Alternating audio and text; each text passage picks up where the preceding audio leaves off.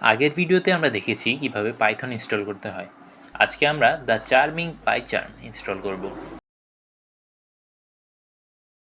আগের ভিডিওতে আমরা যেভাবে পাইথন ব্যবহার করেছি, এইভাবে পাইথন প্রোগ্রামিং করা অনেক ঝামেলার।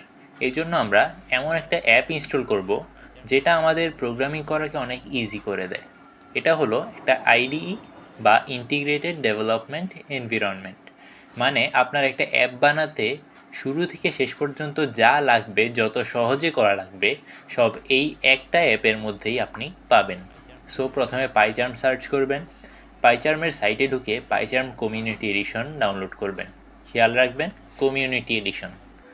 এইটা সুন্দর মতো ইনস্টল করার পরে আপনি এখানে একটা নতুন প্রজেক্ট করতে পারেন। কিছুক্ষণ টাইম নেবে, এরপরে আপনি প্রোগ্রামিং শুরু করতে পারবেন।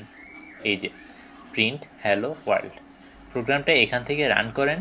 ইয়েস, আপনি আবার একজন প্রোগ্রামার, এবার আরও ইজি ওয়েতে। আর যদি আপনার পিসি একটু লো অ্যান্ড পটেটো পিসি হয়, তাহলে আপনি ভিএস কোড ইউজ করতে পারেন। এটা সেই। সো সুন্দর মতো ভিএস কোডের ওয়েবসাইট থেকে ইনস্টল করে ফেলেন। এরপরে দুইটা এক্সটেনশন ইনস্টল করতে হবে। এক্সটেনশন ট্যাবে গিয়ে পাইথন আর কোড রানার এই দুইটা এক্সটেনশন ইনস্টল করে ফেলেন। এইবার আপনি এখানে সুন্দর মতো পাইথন প্রোগ্রামিং করতে পারবেন।